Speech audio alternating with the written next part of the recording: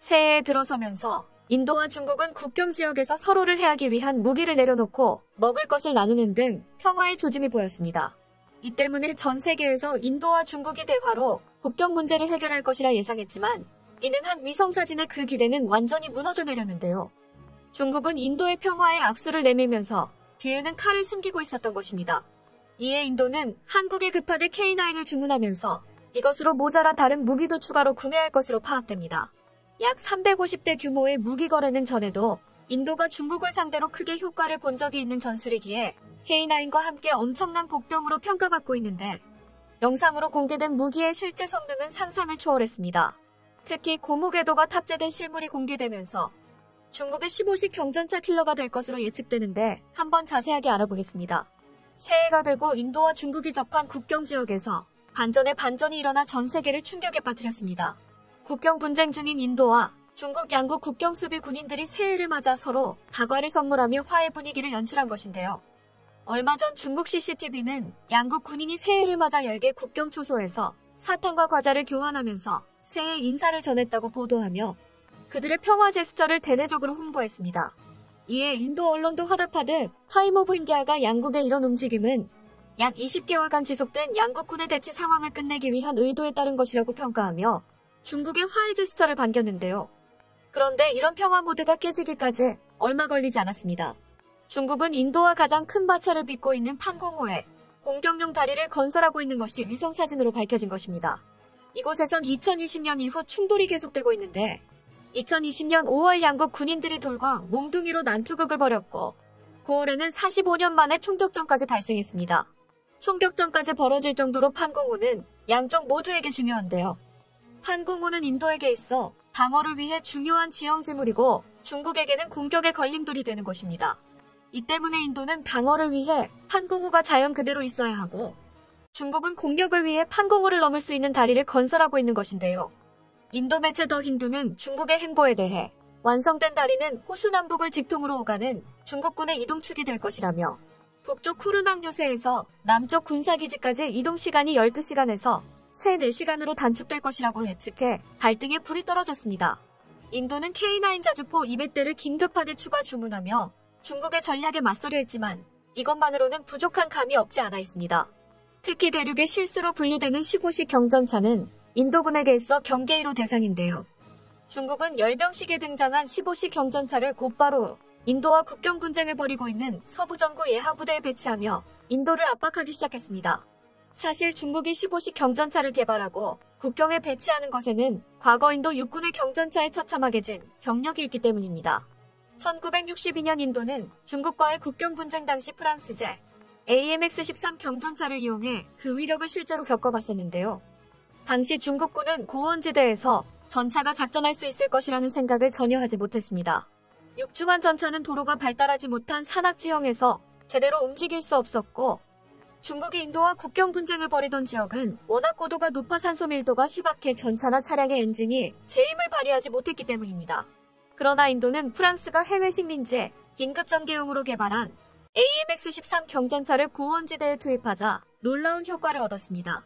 AMX-13 경전차는 14톤짜리 차체에 90mm 주포를 얹은 물건으로 보병의 화력 지원용으로 엄청난 활약을 했었는데요. 그런데 문제는 인도가 이렇게 중국을 상대로 큰 효과를 봤음에도 불구하고 경전차 개발은커녕 현실에 안주하며 경전차에 대한 아무런 발전을 이루지 않았습니다. 이에 60년 전 경전차로 재미를 봤던 인도에 무기고에서 경전차는 사라졌고 반대로 경전차에 호되게 당했던 중국은 경전차가 무기고를 가득 메웠습니다. 또한 15식 경전차를 중국산답지 않게 준수한 수준의 전차를 개발해 충격을 주고 있는데요. 중국의 15식 경전차는 아직 실전에서 검증되지는 않았지만 카탈로그 데이터로 공개된 성능만 놓고 보자면 적어도 현재 세계 각국에서 운용되고 있는 경전차 가운데 가장 강력한 성능을 갖춘 경전차로 평가되며 중국군 내에서도 상당한 기대를 받고 있습니다. 특히 15식 경전차에서 가장 눈여겨볼 부분은 주포입니다.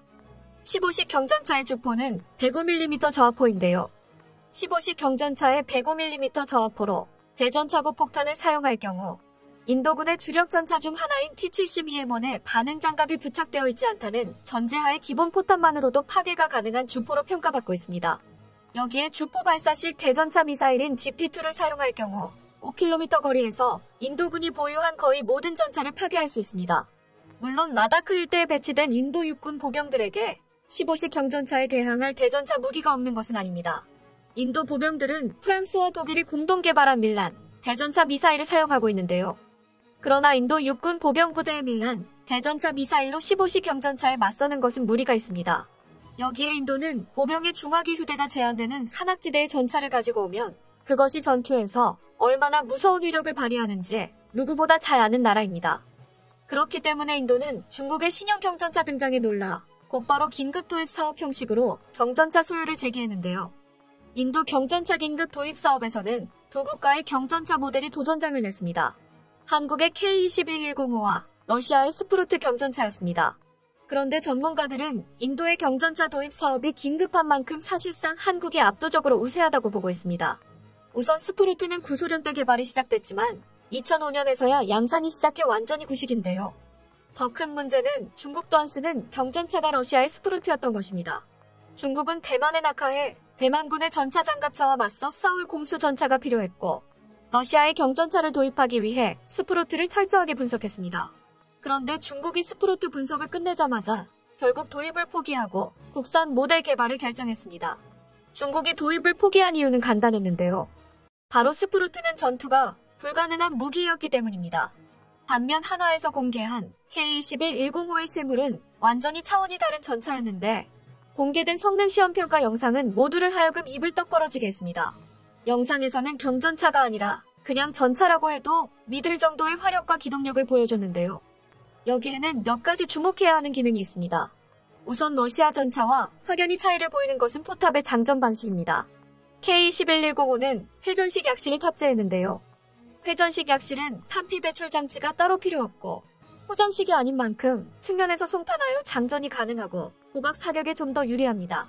때문에 평소에는 직사로 운영하다 적이 산 뒤에 숨어 있으면 주포를 최대로 올려 곡사포처럼 사용할 수 있습니다. 또한 K21105는 특별한 포탄을 사용하는데요. 바로 원통형 포탄입니다.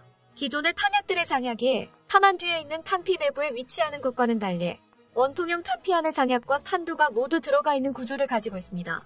이 덕에 구경은 조금 늘어났지만 전체 부피는 30% 이상 감소하게 되었으며 포고 에너지가 40% 이상 증가했습니다.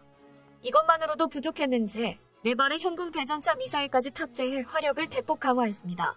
두 번째는 방호 능력에서 압도적으로 우위를 보이는데요. K21105는 K2NO처럼 하드킬 체계를 갖추고 있습니다. 능동 대응 체계에 연동되어 작동하며 LWS, RWR, A사 레이더 등으로부터 APFSDS와 대전차 미사일 등의 포탄 정보를 받아서 대응탄을 발사하는 방식으로 작동합니다.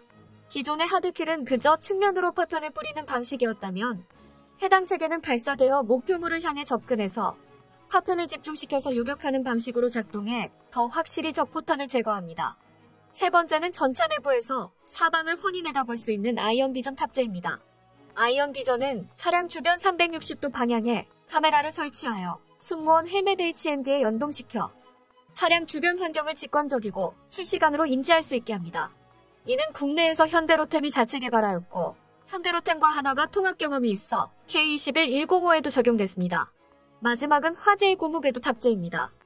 기존의 철제 궤도에 고무 패킹을 부착한 형태의 궤도는 정비에 시간이 많이 걸리고 체력 소모가 큽니다. 여기에 철제 궤도의 경우 철제 궤도는 5000km, 고무 패킹의 경우 500km 전후로 교체해줘야 하지만 고무 궤도의 경우 4000km에서 5000km마다 궤도만 교체해주면 됩니다. 그 외에도 고무 궤도는 지뢰 폭발 시 파편에 의한 위험이 철제 궤도보다 훨씬 적은데요.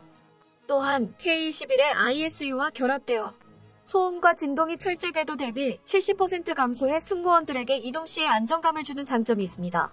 여기에 2톤 정도의 무게를 줄여 더 많은 무장을 탑재할 수 있게 됐습니다. 이 때문에 인도군이 한국의 K21105를 선택할 것은 기정사실화되고 있는데요. 이는 중국의 15식 전차 킬러 역할을 할 수 있기에 중국은 60년 전 악몽이 되풀이될까 두려워하고 있습니다.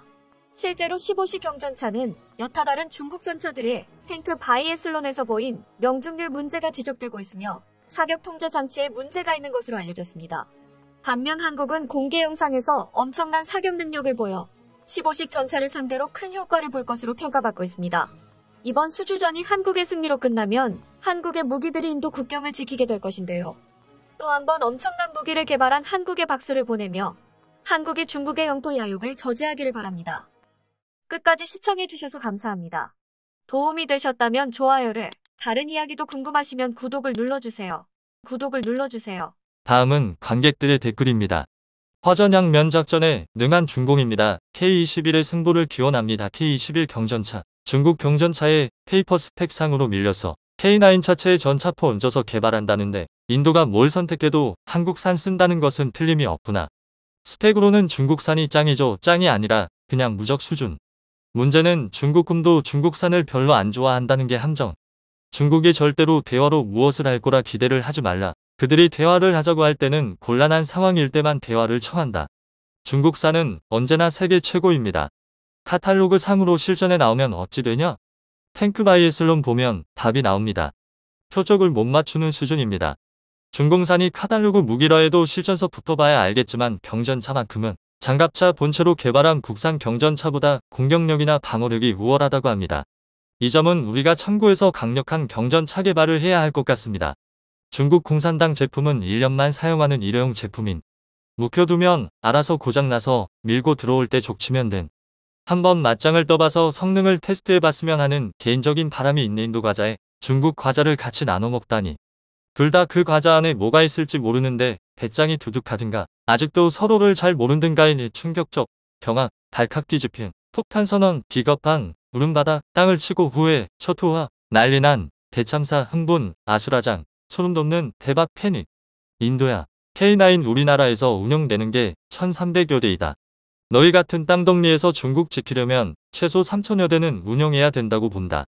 경전차도 많이 사고 나중에는 사고 싶어도 다른 나라들 주문 때문에 못 산다. 무기 도입만으로 전쟁을 막을 수 있다면 상당히 저렴한 대응책이 됩니다.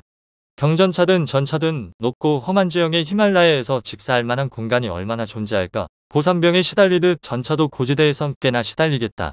미국과 러시아는 우크라이나 갈등을 평화적으로 해결해야 할 분명한 이유가 있다. 그것은 미국이 우크라이나 전선에 매진?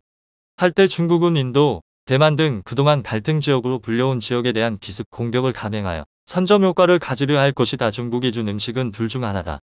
독을 탔거나 독으로 만든 거거나 한국 거도 카탈로그 상으로는 최고네요.